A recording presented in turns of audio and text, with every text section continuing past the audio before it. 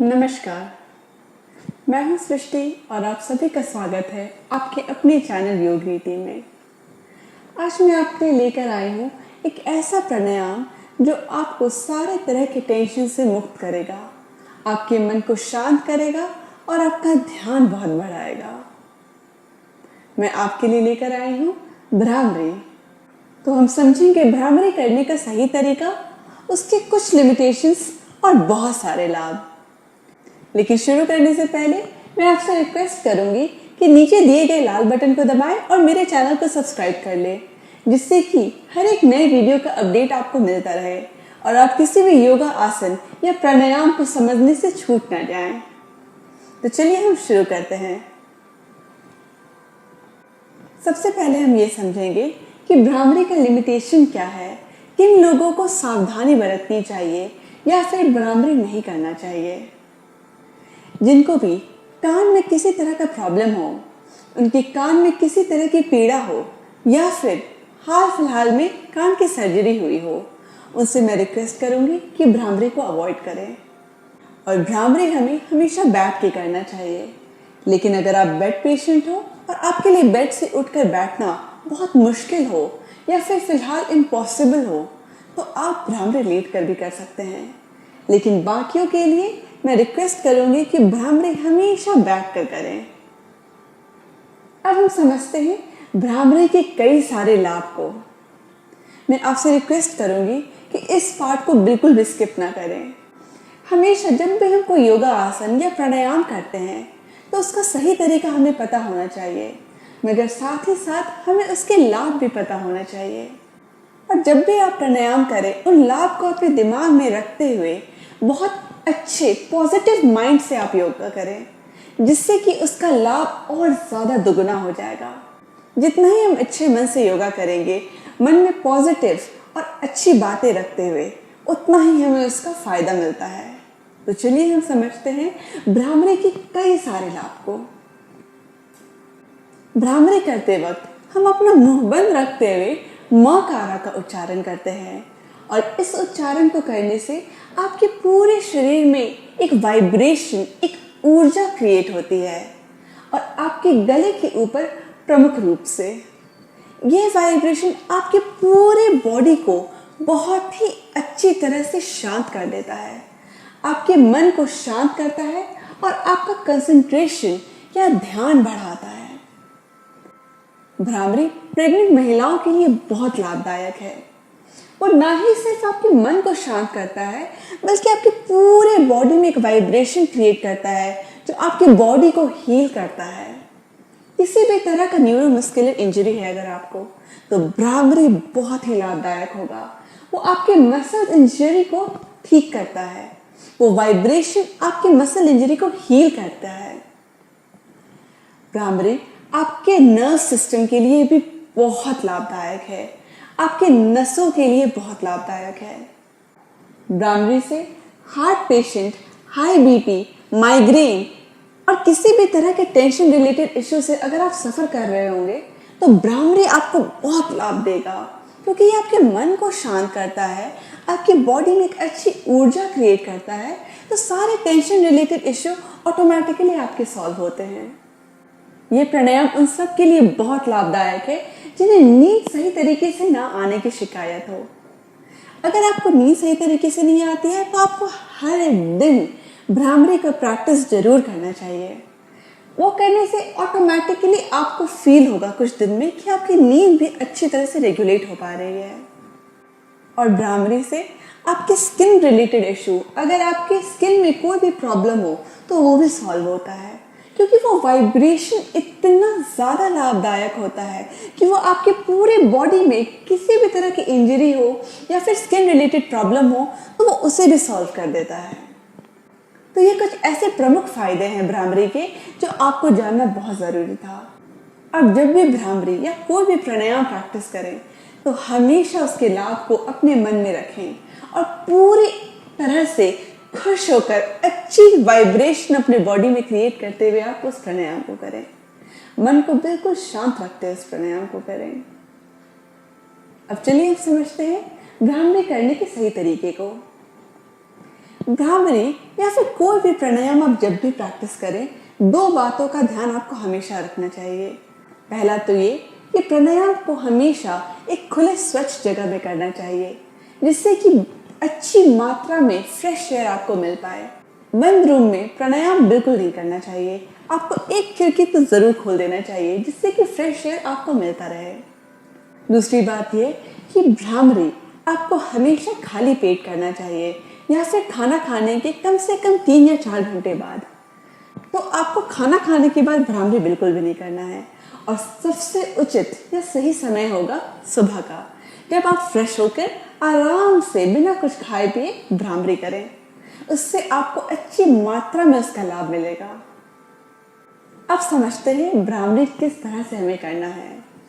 भ्रामरी करने के लिए आप किसी भी कंफर्टेबल पोजीशन में बैठ जाएं।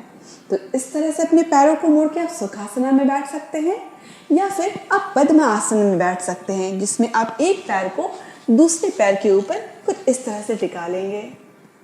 और अगर आपको ये भी कंफर्टेबल ना लगे तो आप वज्रासन में भी बैठ सकते हैं। आप अपने दोनों घुटने को कुछ इस तरह से मैट पे टिका लें और आराम से बैठ जाएं। आप इन तीनों में से कोई भी पोजीशन अपने हिसाब से चूज कर सकते हैं। और अगर आपको लगे कि ये भी आपके लिए मुश्किल है, तो आप किसी भी कुर्सी पे बैठ के आराम से कर सकते हैं। किसी भी एक बैठने की पोजीशन को आप सेलेक्ट कर लें। लेकिन सबसे इम्पोर्टेंट पॉइंट ये है कि आपकी पीठ हमेशा सीधी रहनी चाहिए। तो आपका पीठ, गर्दन और आपका सिर बिल्कुल एक लाइन में रहेगा। अपने कंधे को आगे की ओर झुकने ना दें। अपने बॉडी अलाइनमेंट को बिल्कुल भी लूज ना छोड़ें। हमें एक्टिवली अपने पीठ को सीधा रखना है और बॉडी को अलर्ट पोजीशन में रखना है। और ध्यान रखना है कि हम इस पोजीशन में करते वक्त बहुत ज़्यादा अपने बॉडी पे प्रेशर भी ना डालें। बिल्कुल इस तरह से ना रहें। छाती को बहुत आगे की तरफ भी पुश नहीं करना है। बिल्कुल अलर्ट और काम पोजीशन में रखना है। अब हम समझते हैं कि हम अपने हाथों को किस तरह से रखेंगे। मैं आपको 3 तरीका समझाऊंगी भ्रामरी में अपने हाथों को सही तरीके से रखने के लिए। आप इन तीनों में से कोई भी पोजीशन अपने हिसाब से चूज कर सकते हैं। पहले मैं आपको वो तरीका बताऊंगी जो सबसे ज्यादा देखा जाता है लोगों को करते हुए। तो हम अपने दोनों हाथों को उठाते हुए अपने चेहरे के पास ले आएंगे। आपको अपने दोनों अंगूठे से अपने कान को बंद करना है। पहली अंगुली आपको अपने भाव के ऊपर रखना है और बाकी 3 अंगुलियों से अपनी आंखों को बंद करना है। तो पहला पोजीशन ये हुआ जिसमें मैं सुखासना में बैठी हूँ। मेरी पीठ बिल्कुल सीधी और अंगूठे से मैंने अपने कान को बंद किया है। पहली अंगुली भाव पे और बाकी 3 अंगुलियों से आंखों को बंद किया है। ध्यान रहे, जब आप 3 अंगुलियों से अपनी आंखों को बंद कर रहे हैं तो आपको अपनी आंखों पे कोई प्रेशर नहीं डालना है। बिल्कुल हल्के हाथ से अपनी आंखों को बंद करना है। कभी भी अपनी आंखों पे कोई जोर नहीं डालना है आपको। अब दूसरा तरीका ये होगा कि आप अपनी पहली अंगुली या फिर बीच वाली अंगुली से अपने कान को बंद करेंगे कुछ इस तरह, और हम अपने आंखों को बंद रखेंगे। पीठ बिल्कुल सीधी और बिल्कुल कंफर्टेबल पोजीशन में। भाव को हमें बिल्कुल भी नहीं सिकोड़ना है और आराम से रखना है। और अब तीसरा तरीका समझते हैं। बहुतों के लिए हाथ ऊपर उठाना भी बहुत कठिन होता है, क्योंकि उनके कंधे में कोई प्रॉब्लम होती है या फिर किसी तरह का प्रॉब्लम उनके हाथ में, जोड़ों में होता है। तो उनके लिए सबसे आसान तरीका होता है कि आप अपने दोनों हाथों को अपने घुटने पे टिका लें और चिन्ह मुद्रा में अपने हाथों को बना के रखें। चिन्ह मुद्रा में रखने के लिए आपको अपनी पहली अंगुली और अंगूठे के टिप को जोड़े रखना है और बाकी 3 अंगुलियां बाहर की ओर।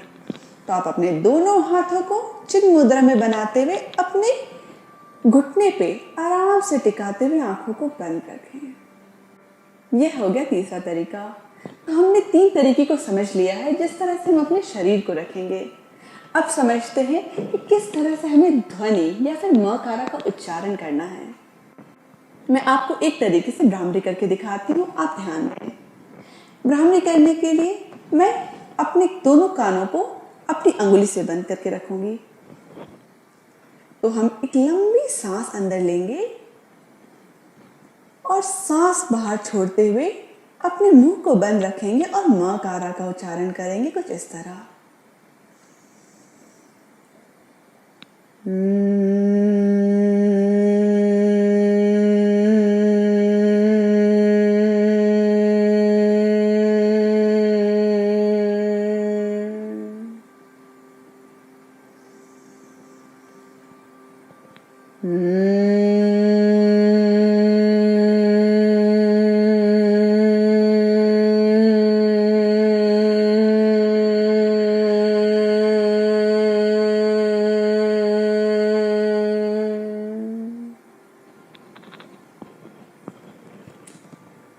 तो आपको अपने मुंह को बंद रखना है, एक लंबी सांस अपने नाक से अंदर खींचना है और फिर सांस छोड़ते हुए मकारा का उच्चारण करना है। कुछ बातों का आपको यहाँ पे ध्यान रखना होगा। पहली बात ये कि आपका चेहरा बिल्कुल रिलैक्स रहेगा। आपको किसी तरह का प्रेशर अपने चेहरे पे नहीं लाने देना है। भ्रामरी एक तरह का ध्यान है, एक तरह का ध्यान मुद्रा है।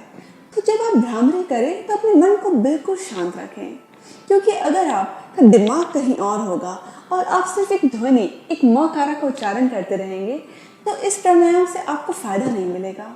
तो आपको सिर्फ म कारा का उच्चारण करने की कोशिश नहीं करनी है। ध्यान इस बात पे भी रखना है कि आपका मन शांत हो। शुरुआत में हो सकता है प्रैक्टिस करते वक्त आपका ध्यान इधर उधर भटके या फिर आप सिर्फ म कारा का उच्चारण कर रहे हैं और आपका मन बिल्कुल अशांत हो, मगर धीरे धीरे प्रैक्टिस करते करते आप समझ पाएंगे किस तरह से भ्रामरी में आपको अपने मन को बिल्कुल शांत रखना है और उस ध्वनि को, उस म कारा के उच्चारण को अपने पूरे शरीर में फील करना है। भ्रामरी एक बहुत ही अच्छा तरीका है अपने योगा आसन के प्रैक्टिस को समाप्त करने का। तो जब भी आप अपना योगा प्रैक्टिस करें उसके बाद अंत में आप भ्रामरी को 5 बार जरूर करें। उससे आपका मन बिल्कुल शांत हो जाएगा और बिल्कुल अच्छी तरह से आपकी बॉडी में एक वाइब्रेशन क्रिएट होगी जो कि पॉजिटिव वाइब्रेशन होगी। और भ्रामरी के कुछ राउंड के बाद हमेशा आपको अपने दोनों हाथ को चिन्ह मुद्रा में लाते हुए आंख बंद रखे रहना है और अपने शरीर में पूरे वाइब्रेशन को फील करना है। अगर आप भ्रामरी करके तुरंत उठ जाएंगे तो आप उसके वाइब्रेशन को फील नहीं कर पाएंगे।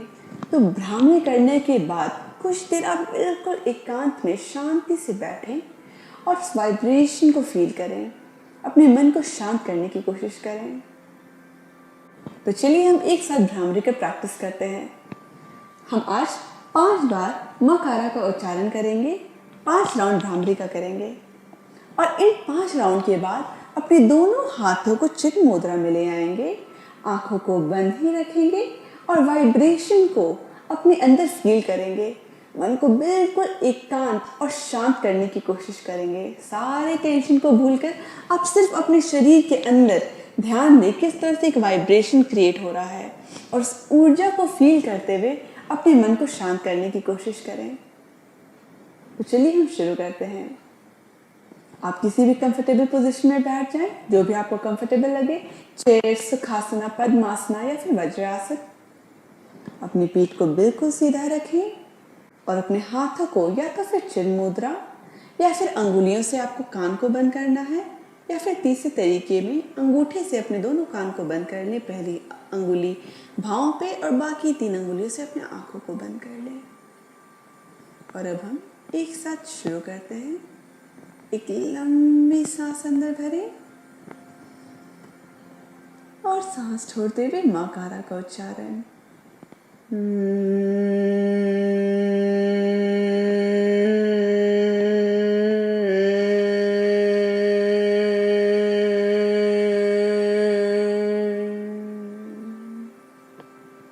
एक बार फिर से लंबी सांस अंदर भरें और सांस बाहर छोड़ें।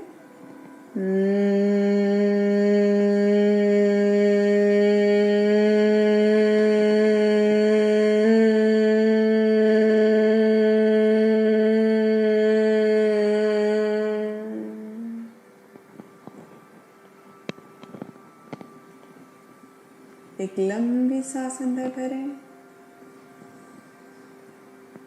और सांस बाहर छोड़ें।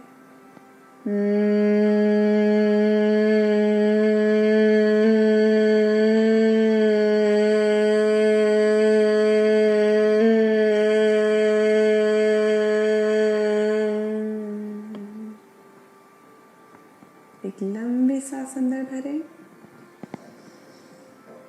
और सांस बाहर छोड़ें।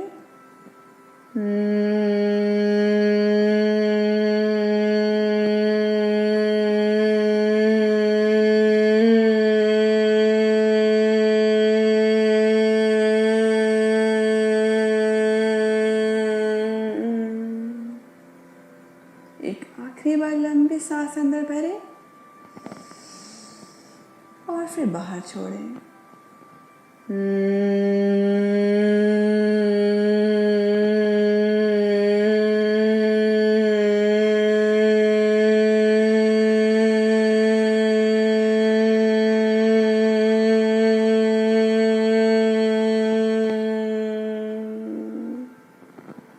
और अब अपने दोनों हाथों को चिन्ह मुद्रा में ले आए। आंखें अभी भी बंद, घुटनों पे टिका लें और अपने शरीर में वाइब्रेशन को फील करने की कोशिश करें। मन को बिल्कुल शांत रखना है।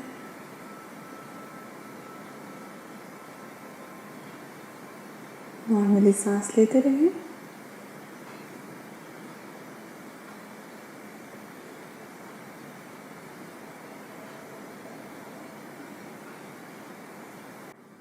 और अब बिल्कुल धीरे धीरे आराम से अपने दोनों हाथों को अपने छाती के सामने ले आए, नमस्कार मुद्रा में।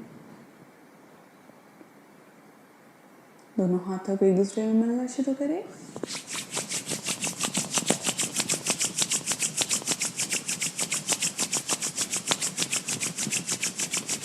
और अब धीरे से अपने दोनों हाथों को अपनी आंखों के ऊपर रख लें। अपने चेहरे पे गर्माहट को महसूस करें। चेहरे को हल्का सा एक मसाज दें और अब दोनों हाथों को अपने चेहरे के सामने लाते हुए धीरे धीरे अपनी आंखों को खोलें और हथेलियों की ओर देखें।